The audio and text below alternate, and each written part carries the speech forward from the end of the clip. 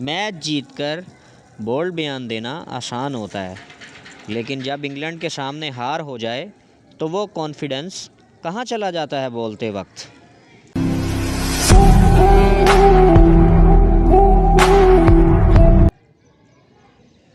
जब पाकिस्तान ने छोटी टीम को हराकर नेक्स्ट राउंड क्वालिफाई किया, शादाब खान ने मीडिया के सामने बोल्ड स्टेटमेंट दिया। उनका कहना था कि हमने इंडिया को वर्ल्ड कप में हराया है, जो पहले के प्लेयर्स नहीं कर सके, और टीम फाइनल तक जाएगी। उस वक्त सब खुश थे, लेकिन क्रिकेट सिर्फ एक मैच का नाम नहीं, कंसिस्टेंसी ही असली टेस्ट होती है। सिर्फ स्टेटमेंट से ट्रॉफी नहीं मिलती मेरे दोस्त, परफॉर्मेंस से मिलती है।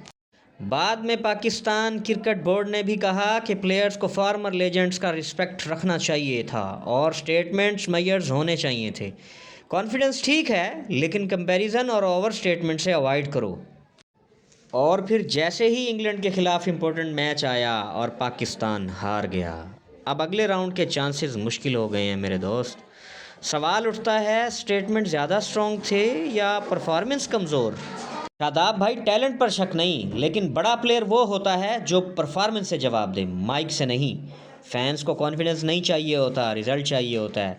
मैच जीतकर माइक पकड़ना आसान होता है, लेकिन हारने के बाद जिम्मेदारी लेना ही असली करेक्टर है मेरे दोस्त। आप क्या कहते हैं व्यूअर्स, कॉन्फिडेंस था या ओवर कॉन्फिडेंस? कमेंट ज़रूर करें, लाइक और सब्सक्राइब करना ना भूलिएगा, याद रखिएगा।